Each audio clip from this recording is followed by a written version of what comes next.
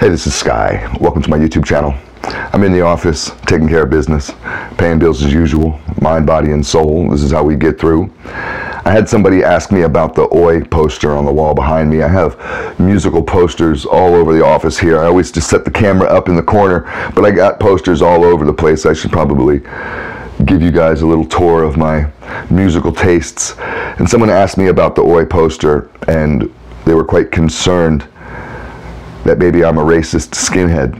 Now, let's talk about being a skinhead. What is a skinhead? And we have to divide it into two sections because there's two different types. There's Nazi skins and there's regular skins. There's skinheads and then there's boneheads. So let's talk about what everybody wants to talk about first and get that out of the way. Let's talk about the boneheads, the Nazi skins. They're referred to as boneheads by the traditional skinheads because traditional skinheads, the people who started the skinhead scene back in the 60s, yes, it's an old culture, they don't recognize the Nazis and the fascists as skinheads, as part of the punk rock umbrella. They're more of a cult. They're more of just a neo-fascist right-wing militia. The skinhead movement had always been, traditionally, had always been multicultural. Absolutely. It stemmed from the ska scene. There's a huge connection between ska, black ska, and dancehall and skinhead culture. There's used to be lots and lots and lots of black skinheads, Jamaican skinheads in Jamaica, in England. I've known black skinheads.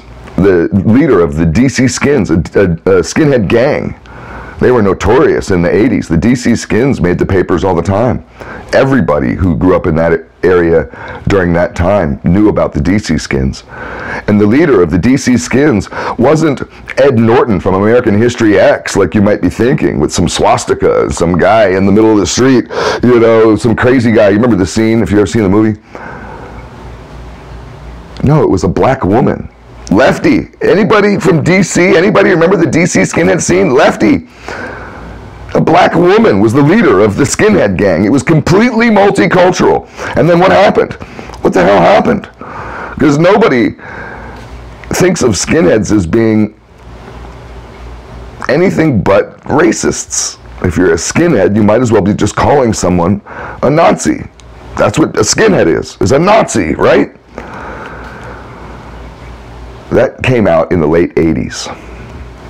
Now, in England, the fascists had already infiltrated the punk scene, and skinheads in England, they were all about Ian Stewart and Screwdriver. Anybody remember that band? Screwdriver started off as just a regular hardcore band, skinhead band, an Oi band.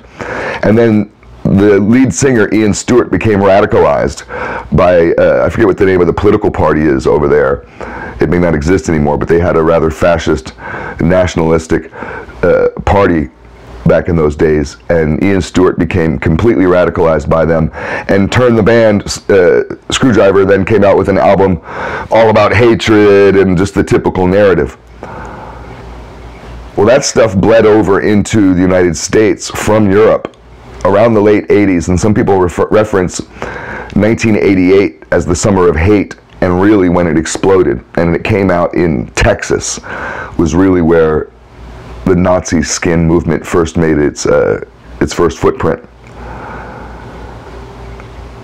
And it's always been, anywhere you see the Nazi skins, anywhere on the planet, it's always tied in with extremist, right-wing extremism, terrorist militia movements. Now there is a prison connection to the Nazi skins where they have the Aryan Brotherhood and they have many other white supremacist prison gangs. A lot of these guys shave their heads and they have a fashion, I should say, because that's really all it is for them, a fashion of looking like a skinhead. It does get confusing. So there's sort of two scenes. The Nazi skins have their own bands. Those bands all suck pretty much, which is too bad. They probably could promote their scene better if they'd come up with a good band.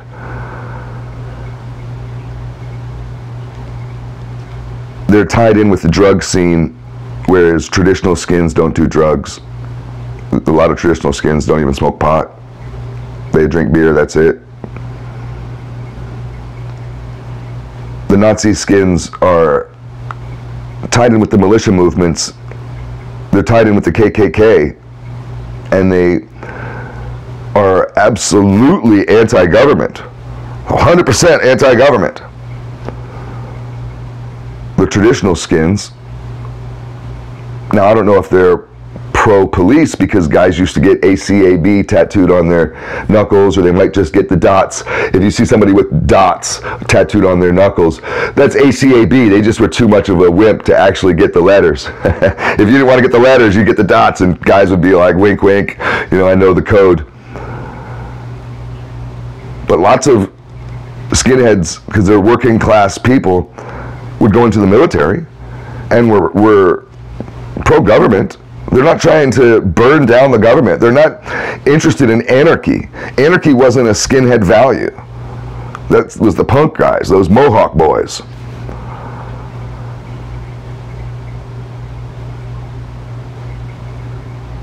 So there's really two different definitions and two different scenes. The traditional skinheads, sure, they have the shaved heads, tattoos, boots and braces, you know, the suspenders, they call those braces. It's the same look, but they don't get along. They fight. The DC skins were anti-racist, and if any racist skinhead group had come down from, say, New York, where they had racist skinhead groups, they didn't have really any racist skinhead groups in DC, because DC was a 98, I think it was 98%, 95% black chocolate city. It's been gentrified now, but when I lived there back in the 80s, there were no white people there. Me and my brother were the only white people there, really. Any other white people in that area were most likely my cousins or related to me. It was an all-black city. So there weren't that many white gangs. Even the punk rock groups were black. We had Bad Brains, a black punk group.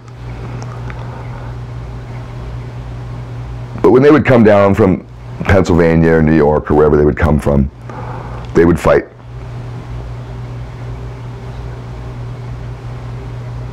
Movies like American History X, Romper Stomper, what's the other one? This Is England, or what's it called? I think it's called This Is England. Those are all propaganda, painting a negative picture, and it really contributed to the destruction of what it means to be a skinhead, the image. Because it's a positive image that's been turned negative by right-wing fascism. And why would I say it's a positive image? Because it's a clean-cut image. It's a working image. Skinheads are working people and proud of work. They're not trying to loaf around and beg for money. Those are the punkers. The dirty crust punkers. No, the skinheads weren't begging for money on the street corners. They weren't doing drugs. The skinheads beat up drug dealers and kick them out of the neighborhood. You won't see people selling drugs. If you got a few skinheads on your block, there's nobody selling drugs on that block. They believe in loyalty and in brotherhood and in family and protecting your woman and very traditional values. To be a skinhead was very positive, and you could take a lost, depressed, loser nerd and bring him around the boys, and we turn him into a man.